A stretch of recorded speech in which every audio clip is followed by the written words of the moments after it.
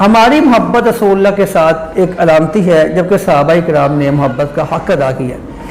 اللہ کے پیغمبر کی محبت کا تقاضا یہ ہے کہ جو رسول اللہ صلی اللہ علیہ وسلم نے کیا ہے وہ کیا جائے، جس سے روکا ہے اس سے رک جایا جائے، جس کا حکم دیا ہے اس کو کر لیا جائے۔ اللہ کے پیغمبر کا یہی ادب ہے، یہی محبت ہے، اور یہی محبت کے تقاضے ہیں کہ رسول اللہ کی اطاعت میں پوری زندگی بسر کی جائے۔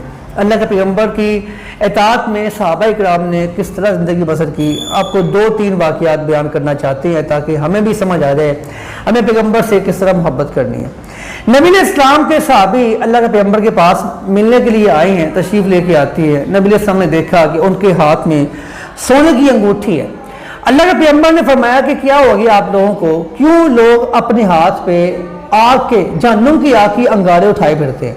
یعنی سونے کی انگوٹھی کو رسول اللہ نے جہنم کی آگ کے انگارے سے تشبیہ دی اور اتار کے صحابی کی وہ انگوٹھی اللہ کے پیغمبر نے پھینک دی۔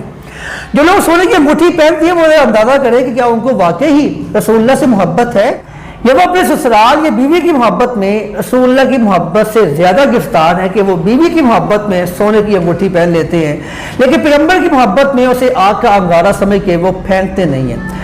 اللہ کے پیغمبر نے فرمایا کیا ہو گیا لوگوں کو، کیوں اپنے ہاتھ میں وہ آگ کے انگارے جہنم کے اٹھا کے پھرتے ہیں؟ نبی علیہ السلام نے وہ اس کی سونے کی انگوٹھی اتار کے وہ پھینک دی۔ وہ پھینکنے کے بعد اللہ کے پیغمبر اپنے اس مجلس سے اٹھے اور وہ اپنے گھر میں روانہ ہو گئے۔ صحابہ کرام نے بعد میں وہ صحابی رسول سے کہا کہ یار اٹھا لو، نہ پہننا، اس کو تم بیچ دو، تمہاری بیوی کے بچوں کے کام آ جائے گی۔ لیکن صحابی رسول اللہ سے محبت کا جذبہ چیک کریں، اور اس کے واللہ لا آخذہ وقد طرحہ رسول اللہ، اللہ کی قسم جس کو رسول اللہ نے پھینک دیا ہے میں اس کو دوبارہ نہیں اٹھا سکتا۔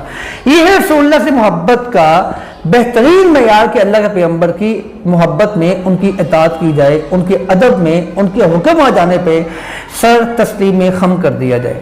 عبداللہ بن عمر رضی اللہ تعالیٰ عنہ حدیث پاک بیان کرتے ہیں اور کیا فرماتے ہیں کہ رسول اللہ صلی اللہ علیہ وسلم فرماتے ہیں لا تمنعوا اماء اللہ المساجد، اللہ کی بندیوں کو، خواتین کو، اپنی بیویوں کو اور بیٹیوں کو مسجد میں جانے سے منع نہ کریں۔ پاس بیٹا بیٹھا ہے سالم، وہ فوری بولتا ہے ابا جان اب وہ حالات نہیں رہے، اب دور نہیں رہا، اس لیے ہم اپنی بیویوں کو واللہ لامنعہن، اللہ کی قسم میں ان کو روکوں گا، میں اپنی بیوی کو مسجد میں جانے نہیں دوں گا۔ ہماری بھی یہی سوچ بن چکی ہے کہ بیٹیاں بازار جا سکتی ہیں، یونیورسٹی جا سکتی ہیں، کالجز میں جا سکتی ہیں اور دیگر فنکشن پہ جا سکتی ہیں، بیوٹی سیلون میں جا سکتی ہیں، لیکن مدرسے یا مسجد میں آتے ہوئے ہمیں تکلیف پہنچتی ہے کہ حالات ٹھیک نہیں تھے۔ حالات کے متقاضی ہے کہ سب سے خطرناک چیز ہمیں مولوی رکھتا ہے، جبکہ یونیورسٹیز میں، کالجز میں، بیوٹی سیلونز میں یا پبلک پلیسز پہ یا بازاروں میں، مارکیٹس میں جاتے ہوئے ہمیں محسوس نہیں ہوتا۔ عبداللہ بن عمر نے بیٹے کے الفاظ سنے اور غصے کے ساتھ وہ سرخ ہو گیا چہرہ ان کا، فرماتے ہیں کہ ظالم انسان، میں تجھے رسول اللہ کے فرمان سناتا ہوں اور تو رسول اللہ کے فرمان کے سامنے اپنی عقل، اپنی رائے، اپنی فکر پیش کرتا ہے۔ واللہ لا اکلمک ابدا، اللہ کی قسم میں تجھ سے ساری زندگی کلام نہیں کروں گا۔ عبداللہ بن عمر نے رسول اللہ کی محبت میں اپنے بیٹے سے ساری زندگی کلام نہیں کیا، حتیٰ کہ اللہ کو پیارے ہو گئے۔ یہ ہے کہ عبداللہ بن عمر صحابی رسول نے اس بات کو تسلیم نہیں کیا، گوارا نہیں کیا کہ پیغمبر کی اطاعت یا حکم آ جانے کے بعد کوئی شخص اپنی رائے یا اپنے فقیہ امام کی رائے کو پیش کرے اور وہ کہے کہ اگر یہ رسول اللہ کا فرمان ہے لیکن میری سوچ اس کے خلاف ہے۔ عبداللہ بن عمر نے اس کے ساتھ کلام کرنا بھی پسند نہیں کیا۔ رسول اللہ سے محبت کا تقاضا ہے کہ ان کی اطاعت کی جائے۔ ابو ذر غفاری رضی اللہ تعالیٰ عنہ زمین پہ فصلوں پہ پانی لگا رہے تھے، اس دوران ایک شخص وہاں سے گزرا، اس کا پاؤں لگ گیا، وہ پاؤں لگنے سے بند ٹوٹ گیا اور پانی بہنا شروع ہو گیا۔ ابو ذر غفاری حالانکہ پانی کے اندر تھے، انہوں نے غصہ آیا، غصے میں فوری وہیں پہ بیٹھ گئے۔ بیٹھنے کے بعد غصہ ٹھنڈا نہ ہوا، فوری وہیں پہ دوبارہ لیٹ گئے، یہ بھی پرواہ نہ کی کہ نیچے کیچڑ ہے، پانی ہے، سب کچھ میرے کپڑے خراب ہو جائیں گے۔ انہوں نے کہا یا ابا ذر یہ کیا کیا آپ نے، آپ یہیں پہ لیٹ گئے ہیں؟ ابو ذر فرماتے ہیں جب بند ٹوٹ گیا مجھے غصہ آیا، مجھے فوری رسول اللہ کا فرمان یاد آیا کہ جب غصہ آ جائے تو آپ بیٹھ جائیں، بیٹھیں تو آپ لیٹ جائیں، تو مجھے خیال آیا کہ میں غصے میں کچھ بول نہ دوں، لہذا میں فوری وہیں پہ بیٹھ گیا، رسول اللہ کے حکم میں وہیں پہ لیٹ گیا۔ صحابی رسول نے پیغمبر کا حکم آنے کے بعد ایک لمحہ بھی توقف نہیں کیا اور وہیں پہ وہ کیچڑ پہ بیٹھ گئے اور لیٹ گئے۔ یہ تقاضا ہے رسول اللہ سے محبت کر کے، اللہ کے پیغمبر کی محبت میں جو پیغمبر نے دیا بس وہ لیا جائے اور دین میں اضافہ نہ کیا جائے۔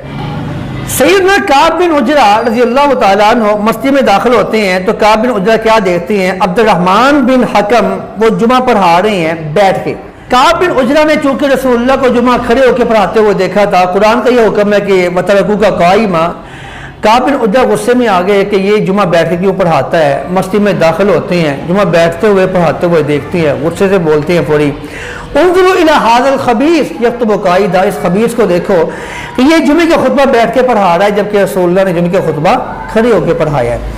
काब बिन उजरा से बर्दाश्त ना हुआ कि पैगंबर के हदीस के आ जाने के बाद कोई शख्स अपने अकल के मुताबिक या अपने फहम के मुताबिक कोई काम करे और पैगंबर का दीन को वो तरक कर दे। ये है रसूलुल्लाह से मोहब्बत का तकाज़ा। सैयदना अब्दुल्लाह बिन मसऊद रज़ियल्लाहु ताला अन्हु को एक शख्स ने बताया कि अब्दुल्लाह मस्जिद में तो नए काम शुरू हो चुके हैं, आपको इल्म है? फरमाया क्या हुआ है? कहते हैं कि लोग एक ग्रुप में बैठे हैं, ग्रुप में बैठ के वो बातें करते हैं, एक कहता है पढ़ो सुभान अल्लाह, सब पढ़ना शुरू हो जाती हैं, दूसरा कहता है पढ़ो अल्हम्दुलिल्लाह, सब पढ़ना शुरू हो जाती हैं, तीसरा कहता है पढ़ो अल्लाहु अकबर, सब पढ़ना शुरू हो जाते हैं।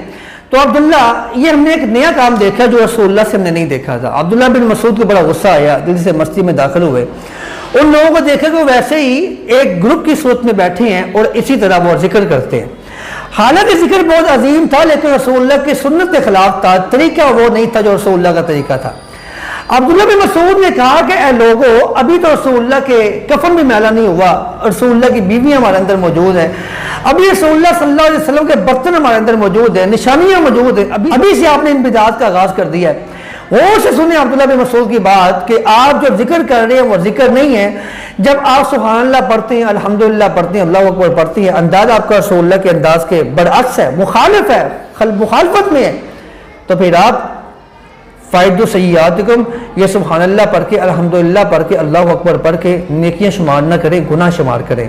ये सहाबी रसूल की, रसूलुल्लाह के दीन से मोहब्बत की दलील है। रबी अव्वल के जश्न की भी मिसाल इसी एक नेकी की तरह है जिसको लोग नेकी समझ के करते लेकिन यह गुनाह है।